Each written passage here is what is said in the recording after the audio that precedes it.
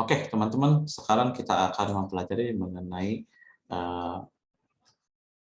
alat editnya ya. Nah, kemarin di pertemuan-pertemuan kemarin kita sudah mempelajari apa saja sebetulnya yang menjadi cangkupan dari penyuntingan. Oke, nah ini diambil dari buku saya yang saya susun di beberapa tahun lalu. Ya, ini ada penerapan editorial dan analisis kesalahan berbahasa melalui Word ya. Nah, semua mungkin sudah sering pakai ya aplikasi Word itu. Nah, teman-teman, siapa yang belum pernah pakai Microsoft Word di sini? Saya rasa udah ini semua ya. Sudah familiar semua ya dengan aplikasi Microsoft Word? Ya, boleh responnya teman-teman. Sudah familiar Iya, semua? Pak. Nah, begitu Iya. atuh ya. Saya perlu konfirmasi teman-teman, kalau misalkan belum familiar dengan Word-nya, nanti saya perkenalkan dulu begitu ya. Ya, jadi di Word itu sebetulnya ada alat penyuntingan ya yang bisa kita gunakan dalam menyunting naskah. Nah, cuma di Indonesia ada permasalahan ya. Nah, Word itu hadir dalam bahasa Inggris. Nah, jadinya ketika digunakan itu tidak terpakai ya, hanya untuk ngetik saja, dan itu sangat disayangkan sekali. Nanti kita akan lihat bagaimana cara pemanfaatannya ya. Nah, kembali pada modulnya terlebih dahulu di sini ya. Ini dari seorang penulis ya. Nah, tidak ada penulis yang bisa bekerja tanpa penyunting yang baik. Yang artinya, teman-teman, ketika diserahkan ke penerbit ya, naskah itu diserahkan ke penerbit, penerbit menerima, dan itu pasti ada seorang penyunting dulu yang bertugas ya. Karena penulis itu fokusnya ke apa? Ke esensi dari tulisan ya. Yang terpenting penyunting yang baik itu jarang katanya ya. Jadi profesi penyunting itu pada saat itu jarang ya. Mungkin sekarang juga masih dalam keadaan yang sama ya.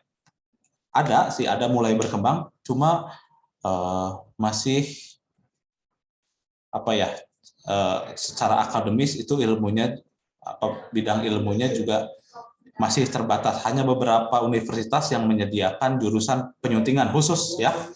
Nah, itu di tahun berapa ya? Di tahun 90-an baru sadar Indonesia itu ya, bahwa oh ternyata naskah diberikan kepada penerbit itu butuh orang yang bisa berkontribusi untuk menyunting naskah gitu. Menyunting itu artinya memperbaiki supaya sampai ke pembacanya itu enak dilihat. Nah, begitu ya. Ini dari seorang penulis ya, yang diungkapkan tahun 1980. Memang sudah lama, tetapi sayangnya keadaannya masih seperti itu.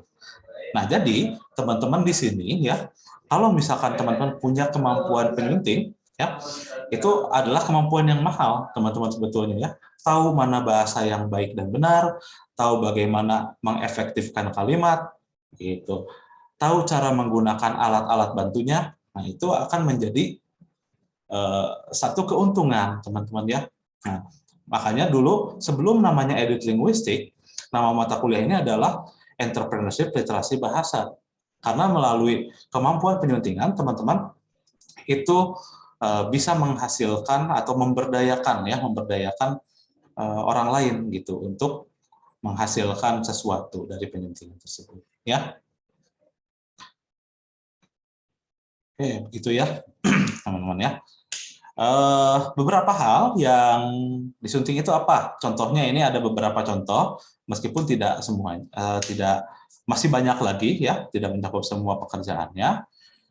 Yang pertama itu contoh kecilnya adalah kapitalisasi. Nah, teman-teman semua familiarkah dengan istilah kapitalisasi? Ya, Familiar, teman-teman. Pak. Penggunaan huruf kapital, bukan Pak? Tuh, ya, penggunaan huruf kapital yang kadang salah. Contohnya di kata Anda. Nah, banyak kalau misalkan di dalam tulisan menuliskan kata Anda itu A-nya huruf kecil awalnya. Nah, karena itu kata sapaan, ya, itu harus huruf besar, ya, gitu awalnya. Di konteks apapun, ya, di konteks tulisan apapun. Contohnya itu, ya. Nah, itu eh, saya juga baru tahunya kapan ya itu tuh, ketika awal-awal menjadi ini ya, umur 20, menjadi pengajar umur 20, saya pertama kali tahu, oh Anda itu harus ditulis dengan huruf besar gitu. Ya. Kemudian singkatan itu kadang ada yang salah ini ya, ada yang salah penulisannya seperti Ikip Siliwangi ya. Nah, Ikipnya kan setiap huruf itu mewakili itu singkatan ya. Kadang ada yang nulis Ikip Siliwangi itu I-nya saja yang besar ya. Nah, tidak seperti itu ya. Singkatan atau Persib misalkan Persib. Nah, Persib ada yang ditulis huruf besar semua, padahal Persib itu adalah singkatan yang terdiri dari kata ya. Per itu persatuan, SIB itu sepak bola Indonesia dari Bandung. Kemudian tanda baca yang sudah kita bahas di pertemuan sebelumnya di kalimat efektif, penempatannya di mana sih yang betul itu ya. Yang banyak salah itu, yang paling sering saya temui itu adalah tanda titik dua. Titik dua harusnya rapat dengan kata sebelumnya, tapi banyak yang menulisnya itu ada spasi dulu baru titik dua. Nah, kemudian ejaan tentu ini berkaitan dengan kebakuan bahasa ya. Kebakuan bahasa itu dari apa ya? Dari pusat bahasa yang dibakukan itu yang mana gitu? Apakah praktik atau praktek gitu ya? Yang pastinya salah satunya itu betul gitu. Dan itu yang harus digunakan ketika menulis ya. Kalau sekedar itu betul nggak? Sekedar apa sekadar? Pilih yang mana teman-teman yang dibakukan contohnya. Kalau sampai hitungan kelima belum ada jawaban, berarti teman-teman bingung. 1, 2, 3, 4, 5. Oke, sekedar. Kita cek apakah yang betul itu sekedar. Gampang ceknya ya. Sekarang dulu harus lihat KBBI yang tebalnya itu seperti kitab suci ya.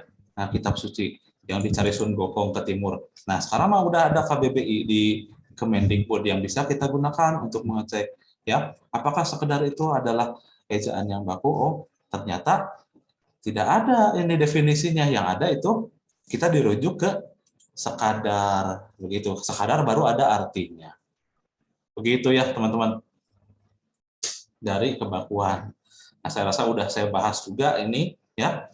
Harusnya teman-teman sudah mulai peka begitu ya terhadap apa yang harus disunting nantinya. Kemudian tata bahasa itu berkaitan dengan sintaks atau kita sebutnya grammar ya kalau dalam bahasa Inggrisnya itu. Nah, tata bahasa itu gimana? Tata bahasa itu ya urutannya ya yang diterima oleh akal manusia itu logis atau tidak. Gitu ya. Nah, contohnya kepala sekolah saya yang baru ini kan ambigu ya. Karena bahasa itu sejatinya atau hakikatnya adalah alat untuk berkomunikasi ya. Alat untuk berkomunikasi harus jelas apa maksud penutur dan bisa petutur pun bisa menangkap apa maksudnya.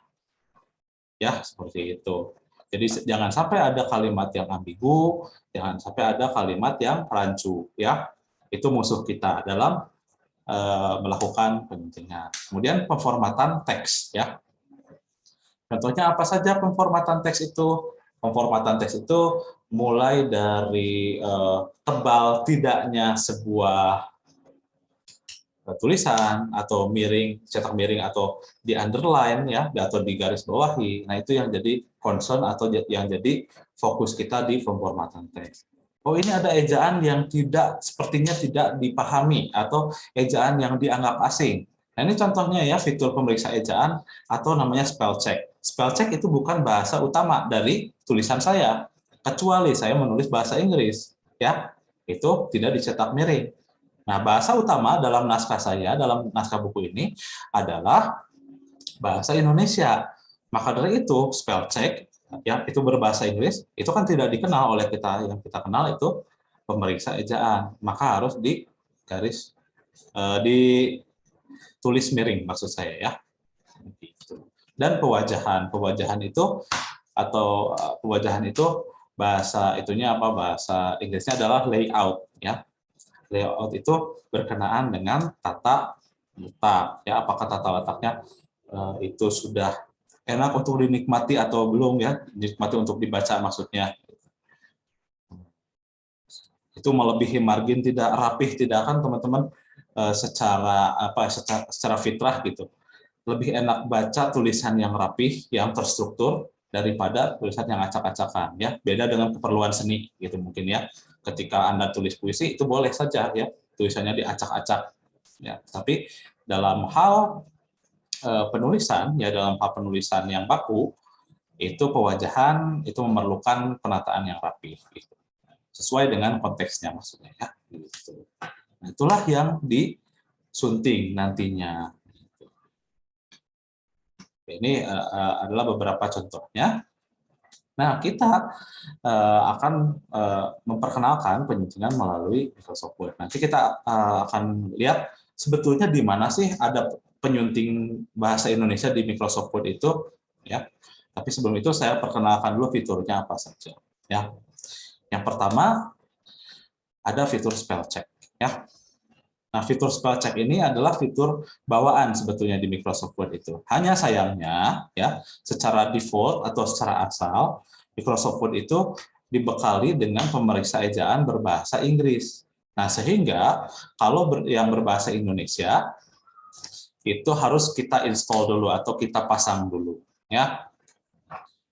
Nah, untuk membuka fitur spell check di Office 2013 ke atas, nah, saya berbicara Office 2013 ke atas karena kalau Office 2010 ke belakang itu sudah kita anggapnya terlalu jadul ya.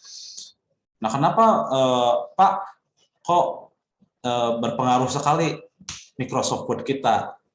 Ya tentu saja kita harus punya alatnya ya untuk menyunting yang sudah sesuai dengan kaidah kebahasaan kita yang sekarang begitu. Kalau 2010 sudah terlalu lama ya, teman-teman. Begitu. Ya, kita punya fitur namanya spell check. Nah, nanti Bapak Ibu Ahang Teteh ini bisa mengecek kembali ya di laptopnya ya, di perangkat PC-nya atau di handphonenya juga bisa ya diinstal Microsoft Word atau Google Docs kalau sekarang tidak hanya Microsoft Word ya untuk senantiasa versinya itu diperbarui atau diupdate. Nah, kenapa sangat penting Microsoft Word ini? Nah, itu adalah sebagai pengolah kata ya. Jadi Microsoft Word buat apa? Bukan buat ketik tujuannya. Microsoft Word itu untuk mengolah kata. Itu tujuan awal diciptakan Microsoft Word itu ya. Atau kita sebutnya sekarang kita generalisasi atau kita umumkan bahwa kita mengetik dengan menggunakan pengolahan kata ya. Nah, di mana software atau perangkat lunak pengolahan kata itu punya alat yang namanya spell checking ya. Spell checking itu untuk memeriksa ejaan. Nah, seperti contohnya seperti ini ya. Bapak Ibu. Nah, Ibu memasak di dapur.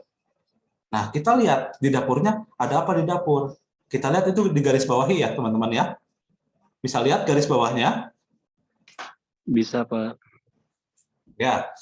Nah, menurut teman-teman di sini kenapa itu di garis bawahi coba?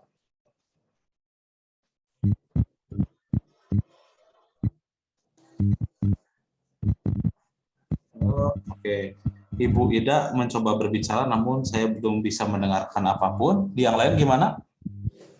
Karena kan di dapur itu nama tempat, jadi ya di-nya harus dipisah.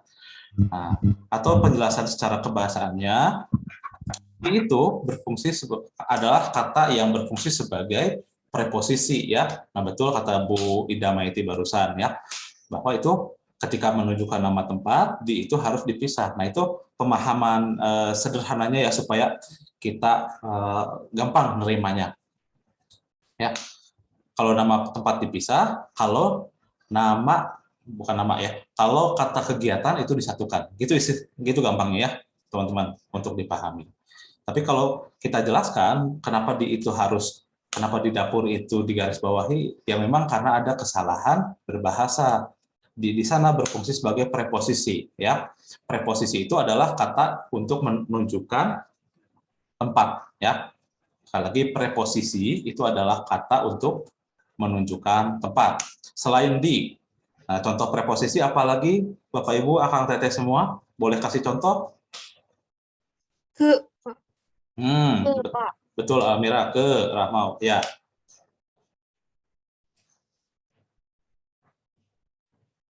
Lalu apa lagi? Pada nggak sih, Pak? Pada, iya, bisa. Oke, bagus ya. Sudah ada beberapa contoh, mudah-mudahan teman-teman yang lain bisa tercerahkan ya. Nah, jadi jangan ada lagi yang menulis dijual gitu ketika teman-teman punya barang untuk dijual itu dipisahkan karena bukan fungsinya bukan seperti itu ya. Karena jual itu bukan tempat, jual itu malah kata kerja. Di mana di sana bukan di tempat, tapi di itu di sana sebagai imbuhan ya, imbuhan untuk kalimat pasif ya. Oke. Jadi ini fiturnya ya teman-teman. Jadi bisa mendeteksi mana kata yang harusnya diperbaiki dengan menekan F7. Kalau misalkan sudah diinstal ya. Kalau misalkan belum ini nggak akan ini. Nah, jadi yang perlu kita sadari bahwa selama ini banyak sekali ya Bapak Ibu dan teman-teman yang membiarkan pengolahan katanya itu memakai ejaan berbahasa Inggris. Ya padahal itu bisa diinstal atau dipasang bahasa Indonesia. Nah, ketika ada garis bawah merah itu dibiarkan saja ya, mungkin selama ini mah. Nah, jangan lagi Bapak Ibu kalau misalkan di Microsoft Word atau di Google Docs ketika mengetik itu di garis bawah merah itu softwarenya ngasih tahu ya, oh ini harus diperbaiki loh, gitu ya. Ibu masak di dapur contohnya seperti itu. Ada beberapa sugestinya apakah di daur, di spasi dapur, atau di kapur, yaitu ada sugesti yang muncul ketika ada kesalahan. Ya, gitu. Ya, nah ini ada kutipan ya. Kesalahan berbahasa ini adalah bentuk tuturan yang tidak diinginkan oleh penulis ya. Nah, kita kan kalau nulis itu kan fokusnya ke esensinya atau ke apa namanya tuh ke isi tulisannya, ke ide dari tulisannya. Nah, kadang-kadang ketika menulis itu ketika mengetik ada kata yang tidak sesuai dengan apa yang kita maksud ya. Nah, maka dari itu diperiksa kembali sebelum diterbitkan ya. Karena itu akan memalukan bagi penulisnya sendiri dan bagi penerbitnya kalau tidak disunting ya, ada kata-kata yang bisa menimbulkan makna ganda atau menimbulkan interpretasi atau tafsiran lain itu akan sangat memalukan ya. Jadi kenapa harus ada editor itu ya, meskipun penulisnya penulis ternama tetap editor mah diperlukan ya. Ya karena sekali lagi untuk mengecek dan penulis sebagus apapun tidak memungkiri bahwa ketika proses kreatifnya atau proses penulisan itu ada ini ya, ada kesalahan ketika mengetik itu ya. Nah, bentuk-bentuk tuturan yang tidak diinginkan adalah bentuk tuturan yang menyimpang dari kaidah bahasa baku ya, seperti itu ya. Jadi ada kalanya kita menggunakan bahasa yang disepakati ya. Karena sekali lagi sifat bahasa teman-teman itu adalah sifat konvensional atau sifat yang disepakati ya. Baik. Nah, ini penjelasannya ya barusan. Nah, ini ada tugas nih buat teman-teman ya. Coba teman-teman juga cari biasanya kayak gimana sih yang sering ada kesalahan di penulisan gitu ya, teman-teman ya. Nah, ini bisa jadi nanti muncul di UTS-nya begitu. Nah, kalau di ini salah satu contohnya ya. Nah, teman-teman mungkin menemukan yang lain. Kira-kira kalau kita bahas sekarang, apa ya yang biasanya salah ditulis, teman-teman, selain kata di itu? Ini Pak, yang apa sih yang kata yang kayak ketidaktahuan itu teh penulisannya apa? Digabungin, apa dipisahin gitu Pak? Oke. Ya, itu berkaitan dengan morfologi, sebetulnya berkaitan dengan perubahan bentuk kata, ya, ketidakpastian, mungkin ya contoh lainnya ketidakpastian, ketidaktahuan. Nah, di sini yang perlu kita sadari adalah hakikatnya, hakikat pembentukan imbuhan itu seperti apa. Nanti bisa kita telusuri ya. Nah, imbuhan nah, tidak kan kalau kita pecah morfemnya kan jadi seperti ini ya, ada ke, ada tidak, tahu, ada akhiran gitu ya. Nah, kalau teman-teman udah belajar morfologi belum? Sudah? Sedang belajar, Pak. Sedang belajar di semester. Ya. Ini kan terdiri dari ketidaktahuan, itu satu kata yang terdiri dari 4 morfem. Begitu ya? Di mana ada morfem bebas dan morfem terikat. Nah, morfem terikat itu adalah yang ke ini, ya. Ke ini nggak bisa berdiri sendiri, makanya disebut morfem terikat, ya. Kalau tidak mau bebas, ya, mau berdiri sendiri juga bisa, ya, sebagai tuturan maupun sebagai kata. Ya. Nah, ketika disatukan itu prosesnya seperti apa? Apakah disatukan, apa dipisah? Nah, ini tidak tahu. Nah, tidak tahu ini biasanya kan dipisah ya kalau dalam itu. Nah, tetapi kalau untuk menjadi nomina atau menjadi kata benda itu biasanya imbuhan ke-an itu butuh tengahnya. Apakah ada kata lain dari tidak tahu? Dalam bahasa Sunda mah ada teuing ya, gitu. Dalam bahasa Indonesia ada nggak yang satu kata? Ketakutan mungkin. Nah, beda atau ketakutan mah. Kalau tidak tahu itu kita tidak mengetahui sesuatu atau tidak ada informasi yang kita ya ketahui gitu. Kalau ketakutan apakah sama dengan ketidaktahuan? Ya, tidak ya.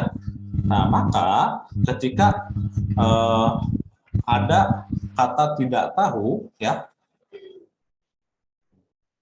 ini kan butuh satu kata sebetulnya, tapi tidak ada kata lain yang merepresentasikan atau mewakilkan tidak tahu yang satu kata, maka dibuatlah kata ini ya.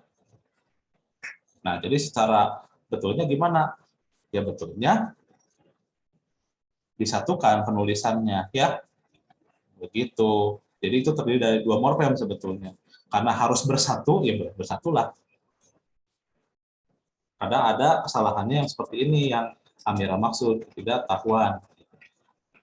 Nah, saya tanya, apakah ada kata ketidak dan ada kata tahuan? Nah, itu jarang sekali di ini ya. Nah, maka si Google Docs ini juga menyarankan ini ketidaktahuan gitu untuk dibetulkan. Ya, oke seperti itu.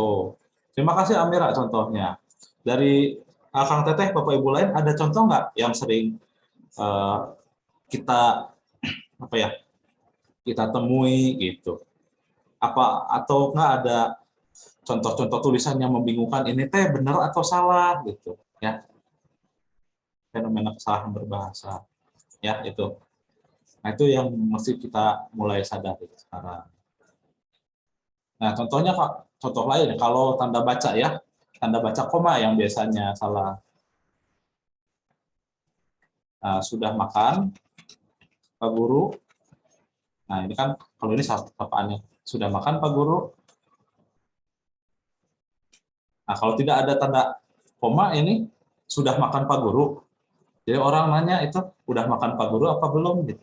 Ya, kalau tidak ada tanda baca, kita pindahkan lagi misalkan sudah makan Pak Guru. Nah, aneh ya kedengarannya. Sudah makan Pak Guru, ini berarti nawarin ya. Sudah makan Pak Guru? Tandanya kan gitu. Oke. Itulah ya. Nah, namun sayangnya di bahasa Indonesia ini belum dilengkapi dengan fitur ini ya, pemeriksa pemeriksa sintaks ya. Sintaks itu urutan kalimat. Nah, makanya saya belum santumkan di sini, belum berani ya. Sejauh ini yang saya amati juga penelitiannya masih sangat sedikit ya untuk pemeriksaan sintaks secara otomatis di bahasa Indonesia. Kemudian selain fitur spell check, itu kita juga punya fitur replacement ya. Nah, replacement ini bermaksud menemukan dan mengganti. Nah, gini ceritanya teman-teman ya. Kalau teman-teman di dalam tulisannya ada kata Anda ya, teman-teman itu tulis dengan huruf kecil semua di awalnya. Nah, maka itu akan merepotkan ya ketika harus dikoreksi. Wah, mana lagi nih yang mengandung kata Anda? Apakah harus satu-satu? Ya tidak usah satu-satu. Itu kita bisa ganti secara serempak ya, dengan catatan Anda sebagai penyunting itu sudah yakin dengan apa yang akan disuntingnya. Ya, begitu ya, teman-teman ya. Nah, untuk meyakinkan seperti apa? Ya, teman-teman itu mesti cek dulu kata apa yang sering salah dan digantinya dengan apa ya. Bahasan contohnya sekedar dan sekadar. Oh, ternyata yang dibakukan itu adalah bentuknya yang sekadar. Ya, begitu ya, teman-teman. Nah, kemudian apalagi yang kata, sekarang saya nanya kata apa sih yang biasanya orang-orang itu pahamnya itu ya, tapi yang benar ini gitu. Kayak sekedar barusan. Ada lagi nggak ya selain itu? Teman-teman, punya contoh lain barangkali? Antri, Pak. Oke. Antri dan antre, Cindy, terima kasih. Terus apa lagi? Praktik sama praktek, Pak. Iya, praktik dan praktek. Ada lagi? Negeri dan negeri, Pak. Apotik dan apotek, negeri dan negeri, ya. Mana yang dibakukan, ya, bisa dicek ya. Kadang saya pun nggak hafal mana yang dibakukan, tapi sebagian besarnya karena sering digunakan itu jadi tahu ya. Saya pun nggak menghafal satu-satu ya. Nah, meskipun ya sekarang mengajarkan bahasa, ya tetap caranya seperti itu. Kita mengecek terlebih dahulu, ya. Itu sama ya kalau teman-teman punya rekan-rekan yang berkuliah di jurusan matematika, kita tanya ya, itu tuh 37 kali 48 berapa?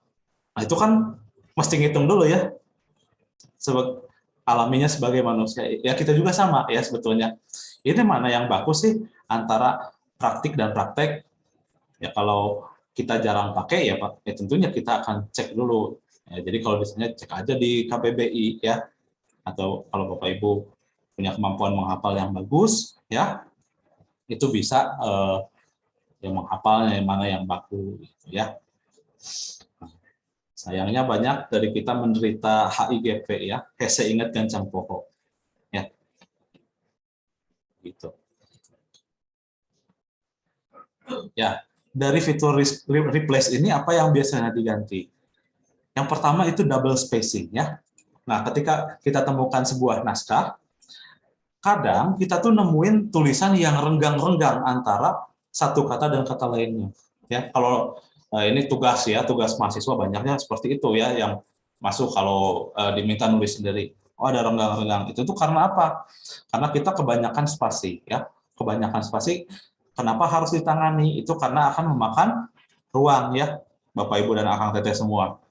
Nah, ketika makan ruang, kenapa emangnya? Jadi tidak elok nantinya ya. Penataan tulisannya yang seharusnya berjarak dengan distribusional gitu. Distribusional itu rata gitu ya. Rata antara satu kata dengan kata lain. Ya misalkan gini ya, kalau saya zoom secara ekstrim kayak gini, ini tuh dari kata besar ke merupakan ya, yang ini yang saya arsir, itu tuh punya jarak R dan M itu. Dan ini jaraknya tuh sama antara N dan B yang sebelumnya. Begitu ya. Kalau perlu Bapak Ibu tahu. Dan itu terjadi kalau kita justify itu kita ratakan kiri kanannya. Itu harusnya punya yang sama. Nah, ketika ada dua kali spasi, itu nggak akan sama jaraknya antara satu kata dengan kata lainnya. Nah, makanya kita atasinya dengan apa? Kita atasinya dengan mencari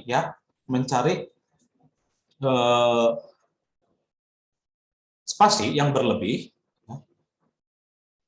dan mengganti dengan satu spasi saja. Oke. Begitu ya. Nah, saya kasih contoh mungkin Bapak Ibu supaya tidak terlalu abstrak ya. Saya akan membuka satu saya akan membuka satu dokumen ya. Ini dokumen yang ditulis sendiri oleh teman-teman di angkatan 2020. Ini adalah sebuah cerpen ya. Ini masih belum disunting ya. Dan formatnya masih beda-beda. Apakah ada double spacing? Nah, ini anggap aja Microsoft Word ya. Kalau Bapak Ibu familiar pakai Microsoft Word, saya mulai familiarnya ini pakai Google Docs ya. Yang mana fiturnya sebagian besar sama aja.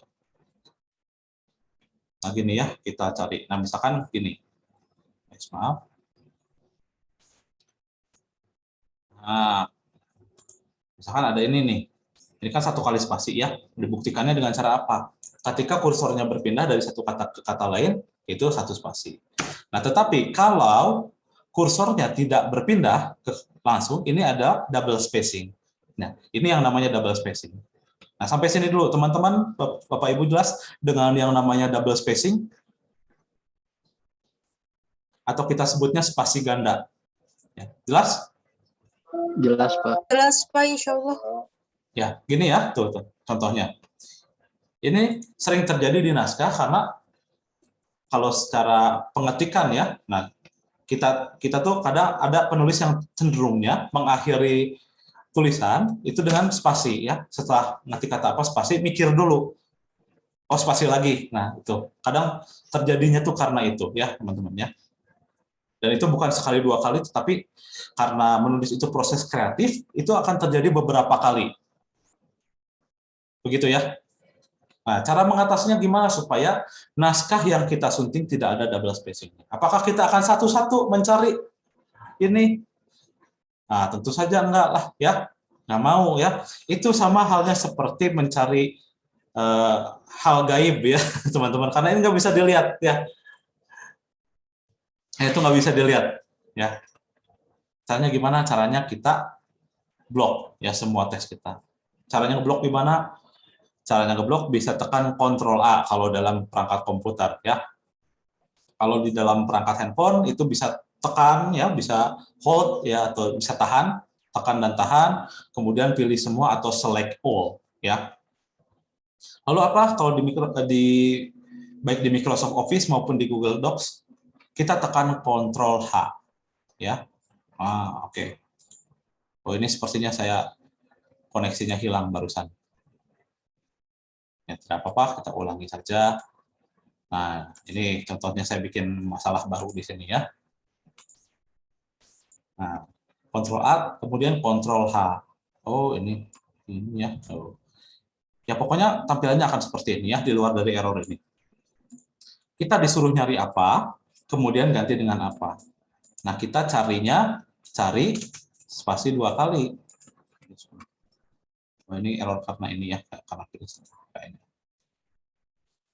Saya langsung tekan saja di sinilah ya. Nah, ini misalkan ya. Nah, ini nggak error kan? Nah, ini saya cari apa? Saya cari spasi 2 kali. Cukup ketik seperti itu. Dan secara otomatis nanti si sistemnya juga akan menyoroti yang mana yang dimaksud oleh kita. Ini kan saya nulis SS ya. Nah, kalau saya cari S itu semua terblokir ya, terblok gitu. Nah, kalau kita cari 2 kali spasi, ganti dengan apa? Ganti dengan 1 kali spasi ya. Nah, seperti itu. Lalu kita ganti semua. Nah, maka akan jadi rapat ya. Nah, kita coba di dokumen saya yang satu ini ada berapa kesalahan. Ya. Kalau di Microsoft Word biasanya dikasih tahu ada berapa kesalahan dalam ini. Tuh ada 1168 ini teman-teman ya. Kemudian yang double spasi itu. Kemudian kita ketik 1 kali. Nah, itu akan memproses ya. Nah, kemungkinan itu akan menjadi 2 ini lagi ya. akan menjadi hasil bagi 2,5-nya lagi, ya, setelah dikoreksi itu. Tuh, jadi 522 lagi kesalahannya. Kelihatan 522 di mana? Kelihatan ya? Kelihatan, Pak. Iya, terlihat ya. Nah, gitu.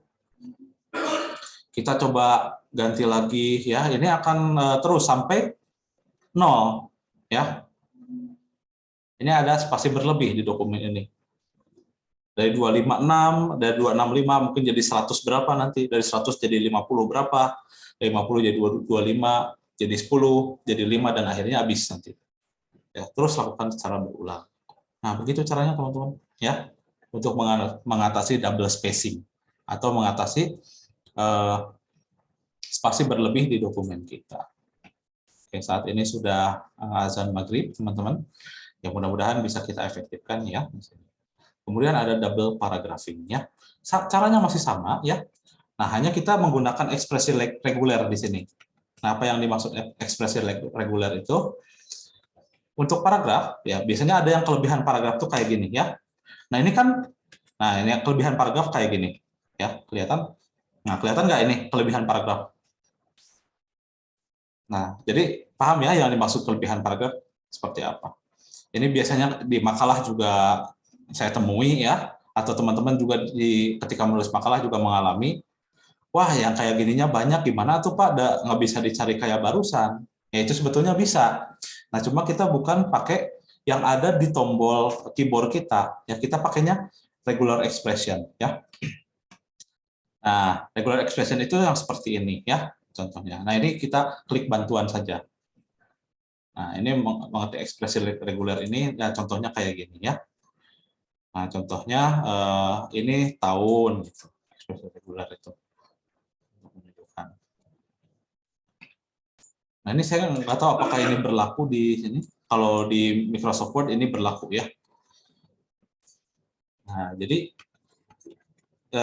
apa maksudnya ini tanda pangkat P itu? Kita cari apa ya? Baris yang berlebih, baris kosong yang berlebih, dua baris kosong yang berlebih diganti oleh satu. Ini di Microsoft Word jalan, cuma kalau di sini enggak ya, teman-teman. Jalan. Saya nggak tahu ini ekspresi regulernya seperti apa. Mungkin beda-beda gitu di sini tuh. Bisa saya telusuri nggak ya? Ini ya. Oke. Atau regex kita sebutnya. Mana ya? Regular. Oh, nggak ada di sini.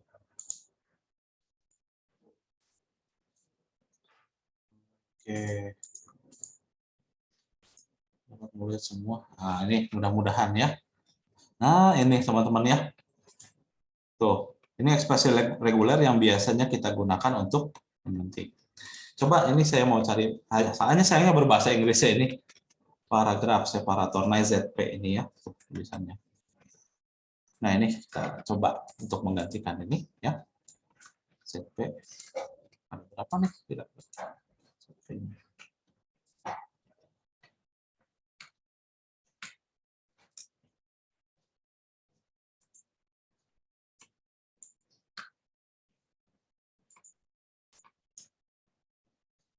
Ya, nanti kita coba lagi lah ya, karena saya belum tidak sering menggunakan ekspresi reguler, jadinya mungkin kalau sekarang dijelaskan itu akan minta saya untuk belajar dulu ya. Intinya seperti itu teman-teman ya. Atau ganti kata bermasalah ya secara menyeluruh barusan. Ya. Nah, contohnya Anda di luar atau ini berkaitan dengan kapitalisasi, ini berkaitan dengan ejaan, dan ini berkaitan dengan kebakuan bahasa. Contohnya kayak gitu ya. Nanti teman-teman coba bikin yang seperti ini ya. Nah, semakin banyak yang teman-teman kumpulkan itu semakin bagus ya sebagai database kita. Oke, terakhir ya mungkin ini kita bisa menggunakan fitur track changes ya. Track changes itu kurang lebih gambarannya seperti ini ya. Nah, barusan kita punya contoh ibu memasak di dapur. Nah, ketika track changes itu kita ubah, itu ada konfirmasi dulu ya ketika kita mau ubah itu. Betul nggak seperti ini? Nah, biasanya itu akan penandaan supaya jelas bagian-bagian mana saja yang kita sunting begitu dari editor itu.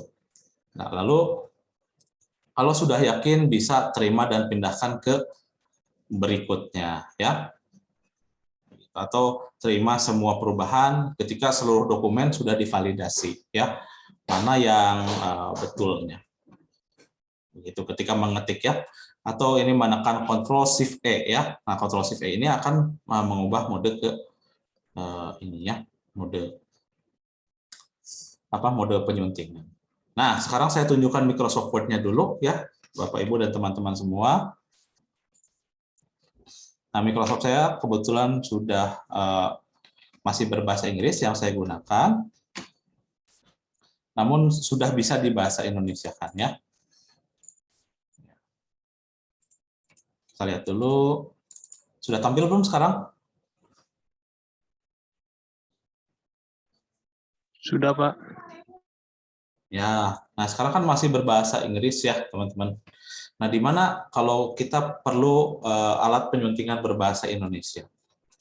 Kita masuk ke file ya di sini. Nah, kemudian di file itu ada option. Nah, di option ini ada language. Nah, teman-teman jangan khawatir, nanti ini kan dari kami ya perkuliahannya, teman-teman bisa ikutin ya. Nah, ini yang saya pilih bahasa Inggris. Cirinya ada preferred. Nah, sekarang ada bahasa Indonesia. Nah, kenapa cuma 3 bahasa Inggris atau bahasa Indonesia saja? Karena saya install ya. Kalau teman-teman punya asal gitu, punya asal install, itu asalnya hanya bahasa Inggris saja, tidak ada bahasa Indonesia. Gimana caranya? Kita bisa tekan add language di sini, add a language. Add language, language-nya mau bahasa apa? Kelihatan nggak ini dialognya teman-teman? Saya milih bahasa. Kelihatan, Pak. Ya, ada ya. Nah, Indonesia udah nggak bisa dipilih ya. Nah, misalkan saya mau install bahasa yang lain, misalkan bahasa apa, bahasa Jepang misalkan ya, Japanese misalkan ya, contoh. Nanti akan ada ini ya, akan ada proving not installed ya. Ini ketika ini itu harus diinstalasi dulu ya. Jadi di sini ada bacaan install additional keyboard from Windows setting ya. Ini untuk bahasanya dulu ya. Tapi biasanya di pinggirnya itu ada install ini ya. Install language kalau di 2013. Kebetulan saya pakai versi yang 2021 sekarang. Jadi belum ada. Nah, kita pilih aja ya di sini ya. Nah, apakah akan bahasa Jepang, nanti itu akan minta install dulu biasanya. Nah, kita coba yang berbahasa Indonesia dulu ya, teman-teman ya. Nah, displaynya berbahasa Indonesia. Kalau proofingnya atau penyuntingannya sudah saya set ke bahasa Indonesia ya. Asalnya ini ya, asalnya bahasa Inggris. Nah, bisa di set as preferred. Nanti saya tekan OK, itu Office-nya akan minta mengulang Microsoft Office karena butuh itu dulu ya, butuh tutup dulu gitu Office-nya. Nah, saya tutup dulu Office-nya. Dan sekarang ketika saya buka lagi, harusnya sudah berbahasa Indonesia ya. Ya, tuh kan sudah berbahasa Indonesia ya, teman-teman ya. Tuh, ini baru tuh atasnya juga jadi beda, ada beranda, sisipkan, gambar, desain dan lainnya. Nah, cara dapetinnya gimana Pak yang berbahasa Indonesia? Apakah berbayar? Itu tidak berbayar ya teman-teman ya, kalau teman-teman sudah punya Microsoft Word-nya. Nah, tinggal kita masuk saja ke situsnya Microsoft mungkin ya. Jadi carinya apa? Carinya bisa dengan kata kunci ini, teman-teman ya. Kata kunci paket bahasa Office ya. Nah, itu sederhana saja. Nah, kemudian nanti pilih Office-nya butuh Office berapa gitu ya. Ini Office 2016 atau Office 2013. Sekarang yang disediakan itu Office 2013 ya. Kalau 2010, 2007 sekali lagi itu bisa saja, hanya sudah terlalu lama itu ya. Artinya Bapak Ibu harus update. Karena fitur kebahasaannya pun sudah kebakuannya sudah lama gitu. Sudah tidak update dengan yang terkini. Ini ada instruksi lengkapnya ya Bapak Ibu, Akang Teteh kalau mau install nanti bisa dibaca sendiri karena berbahasa Indonesia kemalinaan ya, keterlaluan kalau misalkan sudah ada panduannya berbahasa Indonesia masih minta jelasan. Ataupun ada video ininya ya. Nah, ketika kita cari dengan istilah paket bahasa Office, ini ada video yang menjelaskan. Nah, misalkan cara mengubah bahasa Office menjadi ini ya. Nah, ini merubah juga salah satu contoh bahasa yang sering ini ya, yang sering salah karena merubah itu. Kenapa salah sih merubah itu? Harusnya apa?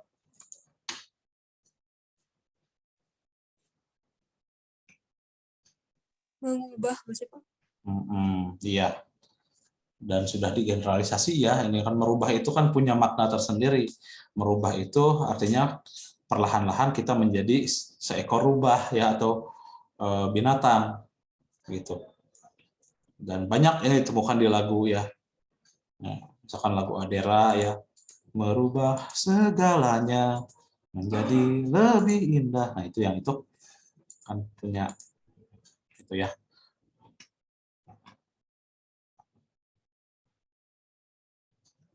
Ya, itu mungkin Bapak Ibu Akang Teteh ya.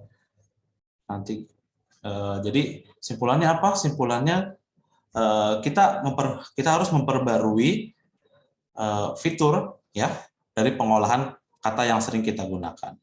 Nah, kalau misalkan wah Pak, pusing Pak kalau misalkan install Office nggak bisa terus. Nah, ini alternatifnya pakai Google Docs ya, Bapak Ibu Akang Teteh.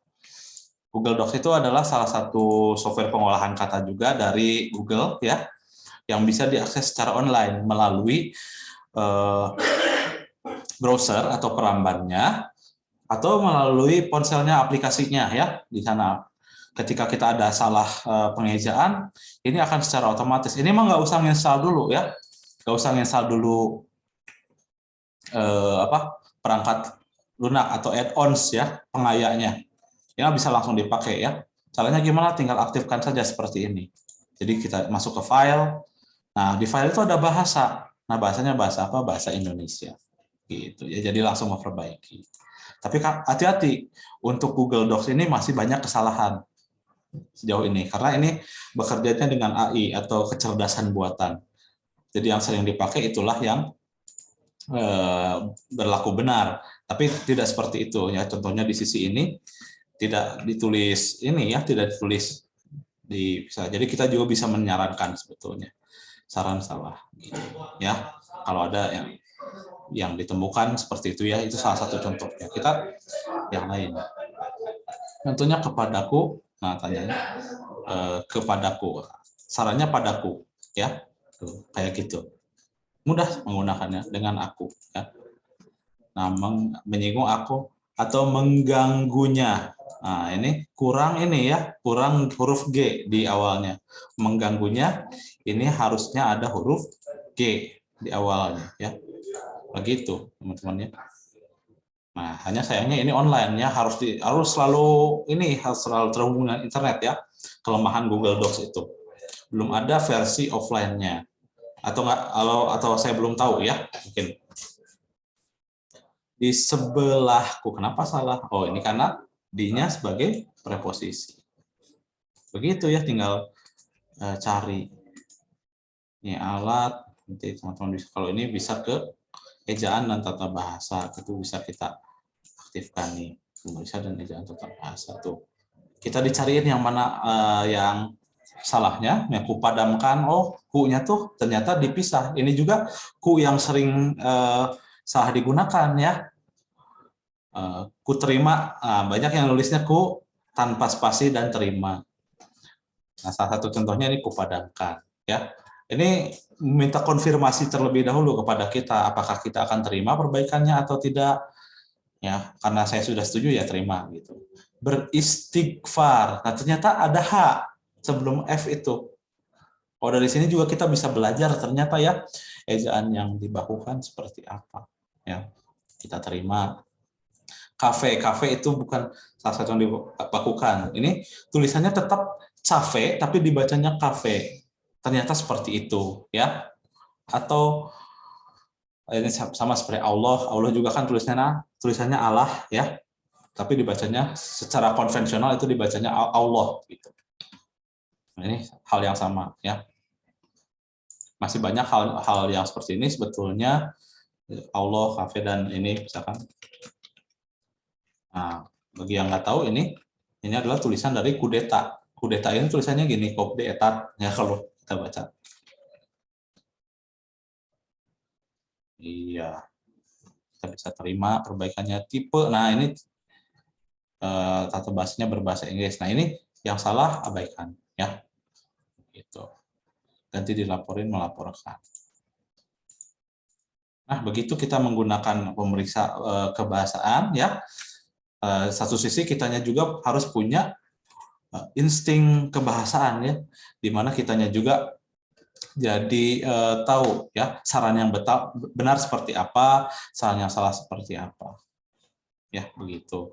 Nah, mudah-mudahan mulai detik ini nanti teman-teman nggak hanya menggunakan pengolah kata sebagai alat untuk mengetik saja, oh ternyata bisa digunakan untuk memeriksa kebahasaan, ejaan, dan lain sebagainya. Ya. Ya baik, sampai situ dulu Bapak Ibu dan Akang Teteh. Oke, ada pertanyaan dulu, ada diskusi dulu. Silakan kalau ada yang mau didiskusikan.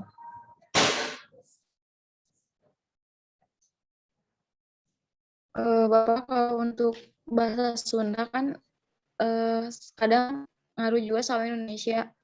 Kadang kalau bahasa Sunda kan ada yang misalkan pakai ada gening Bapak. Jadi kalau di itu bisa gak? Bisa dibenerin? Yaitu menggunakan ejaan berbahasa Sunda, ya. Itu mah kan kita sedang membicarakan pemeriksa ejaan berbahasa Indonesia, ya. Nah, ini kita pilih bahasanya aja, ya. Ini bahasanya. Maksudnya kalau misalkan salah nulis kebiasaan nulis Sunda menggunakan itu pas di Indonesianya jadi salah gitu.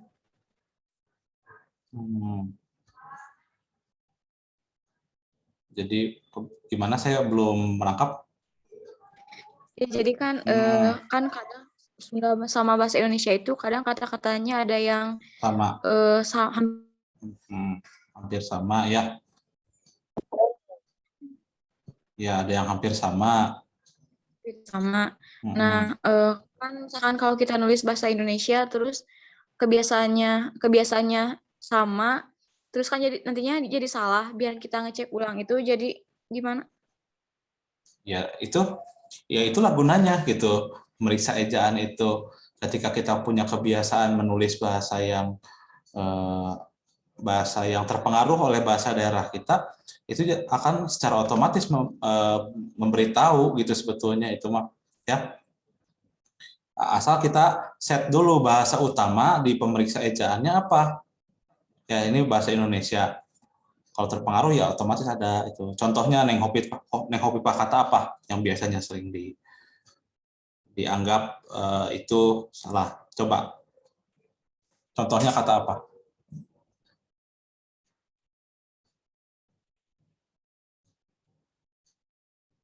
Bisa kasih contoh, Neng Hopipah?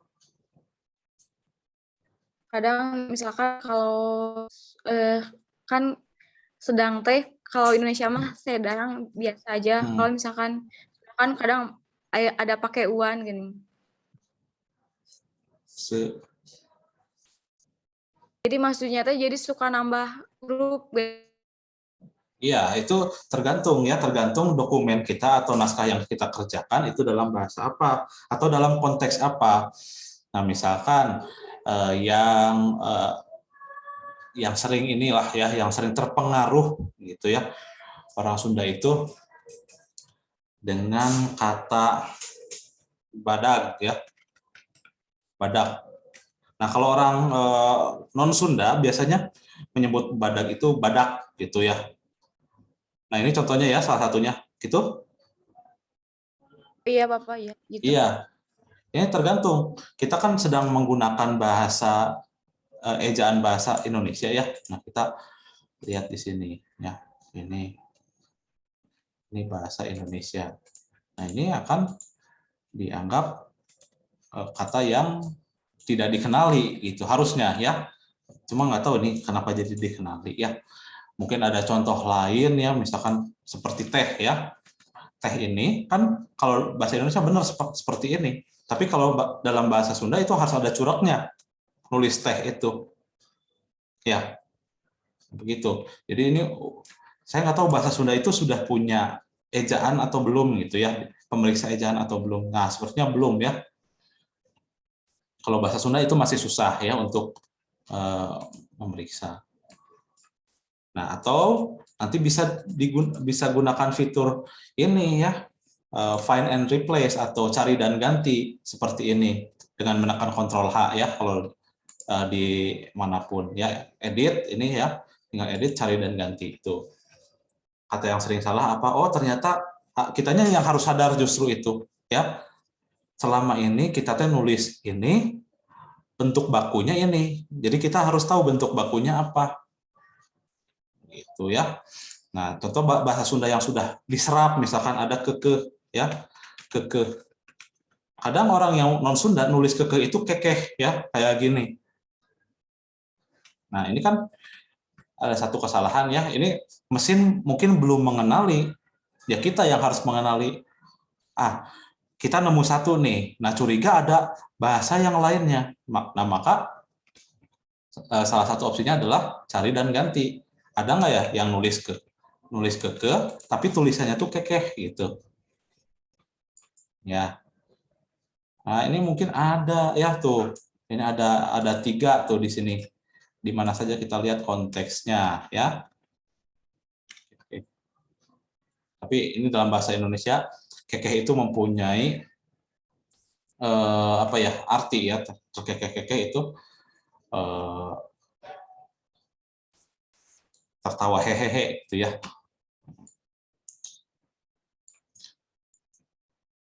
Ya, begitu ya. Jadi kalau saya simpulkan bagaimana supaya terhindar dari pengaruh ya, bagaimana agar tidak terpengaruhnya. Kita mesti tahu dulu, sadar dulu ya. Ini kalau kita ragu dalam penulisannya, kita cek dulu ke KBBI, ada nggak sih di KBBI kata yang saya maksud itu. Ya, sayangnya barusan yang Copypath tidak memberikan contoh secara kontekstual ya, secara kata. Jadi saya nebak-nebak aja kayak gitu ya. Ya, ada lagi teman-teman yang mau didiskusikan?